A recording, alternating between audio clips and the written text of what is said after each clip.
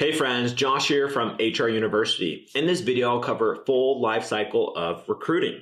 And the concept in question is actually a specific type of recruiting, one that's very common with certain types of companies. And before we dive into it though, don't forget to like this video and of course subscribe to our channel for more educational HR videos. So what is full life cycle recruiting? In short, it encompasses the entire process of finding a new employee, from recruiting to hiring. The name doesn't refer so much to the process itself, but to the single person who plans, organizes, and executes the process. This person is a full lifecycle recruiter, someone who has to be good at evaluating applicants during all stages of the hiring process. This includes interviewing, shortlisting, and negotiating salaries too. From here, the recruiter is supposed to showcase a diverse skill set in handling the prospect. Of course, they'll be expected to judge and weed through all the applicants according to the needs of the company, but they'll also have to be extremely well acquainted with the type of employee their company needs at that particular time. And timing is often everything. If you hire an employee 3 months too early, then they won't fit in right, and often they may just leave the company because they have a bad onboarding experience. Full lifecycle recruiting is often employed when a company is looking for long-term permanent employees who will function as particular pillars for the business's success, so every little detail matters. Every skill, education experience, or experience point is essential to consider. And this is why a single recruiter who knows all candidates for the given position inside out can be very useful in getting the job done. But make no mistake here, the fact that full lifecycle recruiting is useful doesn't mean that it's not extremely stressful or difficult to manage. Quite the contrary, actually. The process requires a lot of knowledge in many different fields, as well as a very keen eye for judging people. At the end of the day, according to one study, 52% of the interviewed recruiters said that the entire process almost always lasts for more than 3 weeks. 18% of them said that it can take up to 2 months. And that's why, in order to make it easier and more manageable for potential recruiters, this recruitment type is usually divided into 6 stages. And by going through each one of these, the recruiter will successfully carry out the entire process of hiring new employees without cracking under the pressure of this huge responsibility. Okay, so what exactly are these 6 steps? Let's look at the roadmap that will explain to you all about the 6 stages involved in the recruitment life cycle. So we have preparing, sourcing, screening, selecting, hiring, and onboarding. And I'll go through each one of these separately and explain how they're integrated into the entire process. So the first stage of the recruitment life cycle I mentioned is preparing. As the name itself suggests, this step encompasses everything that you need to do before you physically start looking for applicants. Review the company, take down all the types of skills that you need from an employee, and maybe look at your HRIS system and see what you're missing. And that way you have a good idea of the data that's going to back this decision, and you can also be able to convey it to stakeholders as well that this is who you need to hire. So you want to try to profile the candidate for that given position. And by the end of this stage, you'll know exactly every single aspect of the job vacancy, from the education or experience that the newcomer is supposed to have to the more general aspects of the new role that will be incorporated within the company. Now, once you've mastered the step and have almost perfect control, well, hopefully, over the type of portfolio of a person that you're looking for, you can go on to the next one. And this is sourcing. This is when you actually start looking for candidates. Share the job description that you've created through as many sources as possible and advertise for potential candidates. For this purpose, you can rely on physical advertising, web sourcing, referrals, or even in-house recruiting. Post a job description on social media, collaborate with partners who will share the advertisement, and try testing current employees as well. Some of them may be a perfect fit for the current job vacancy, or if not, ask them if they perhaps know someone who they think will be a suitable candidate. And if so, ask them to put you in touch with this person.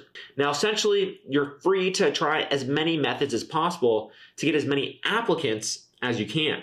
And once you're there, move on to the next step of the process. And this is screening.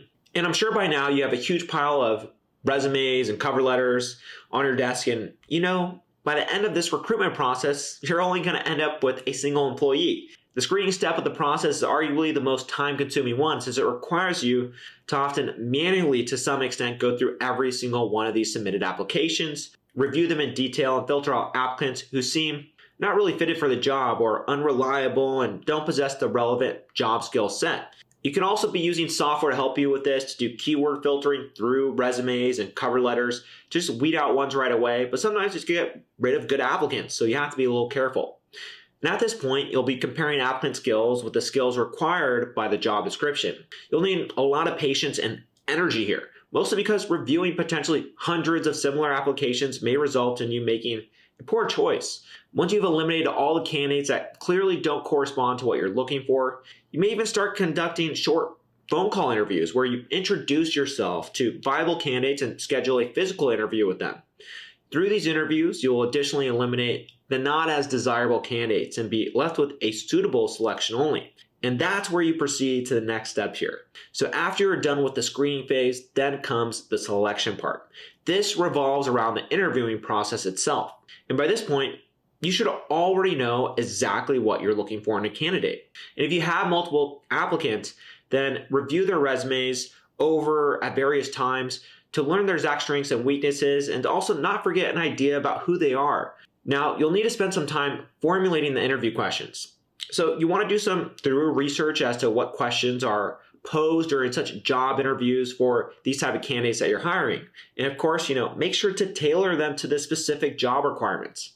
After interviewing all the candidates, you narrow down the selection and if necessary, conduct a double or triple interviews until you have a clear favorite or a couple favorites in mind. And at this point, you have one foot into the next step of the process. And then we have the hiring part. So now when hiring applicants, consult your coworkers, your boss, or even your existing employees and make a final decision. The job offer issued electronically or in person should include a lot of information, with everything carefully detailed and explained so as to avoid further confusion or disagreements. Be clear with the exact salary amount the chosen employee will be receiving. The same goes for determining the hours and methods of work and the execution of tasks that the employee will need to accomplish. Be aware that not all candidates will readily accept whatever you propose. Some may ask for some time to mull over the details, while others will immediately try to negotiate their salary, working hours, benefits, or some other aspects the job may or may not include. And during the hiring process, it's important to be patient. Take into consideration all these factors first. Also consider the surrounding circumstances. For example, if this one candidate is, by far, the most suitable one for the position, you'll be willing to accommodate them and maybe reach a little bit further in what you can provide them to get them to join your team. And if you have a second or third choice in mind, maybe you'll want to additionally interview them before making a deal with your first candidate. And sometimes you have such great candidates and there's a couple of them that you end up hiring both, even though that wasn't your original intention. And as soon as all these steps are resolved and a final decision is made on both sides, the employee will accept the offer and you will officially have hired them. Now, as for the final step here, let's discuss onboarding. By this point, a great portion of the process has been completed, although there's still one more challenging hurdle to overcome: introducing the new employee to their coworkers and incorporating them within the company. This step usually includes processes such as training and employee orientation, as well as answering any questions a newcomer might have about their position. And once they're properly introduced and incorporated into the company, the full lifecycle recruiting process is considered finished. You're now prepared to go through the entire process all over again and fill out other job positions required by the company. And these 6 steps pretty much sum the entire process up, but each step has many smaller, minute steps under them. So it's important to keep in mind that there's a whole ecosystem of things you have to take care of here. And as a potential employer, recruiter, HR professional, you should be aware that you may encounter this process under a different name depending on its source. And all in all, there are 3 essential stages to stick to though. First is the attract and engage, which encompasses the preparation and sourcing stage. And next is the manage and interview, which encompasses the screening and interviewing stage. And the final one is offer and onboard, which encompasses the hiring and introduction stages. And once you have mastery over these steps, you'll be able to do this on a whim. You'll get so used to it that you'll be able to go through the resumes, the cover letters, and you'll be able to onboard effortlessly. Now, full lifecycle recruiting shouldn't be assessed based on benefits and downsides. Well, it surely has both. You need to ensure that a conscious choice is made by the company when selecting applicants.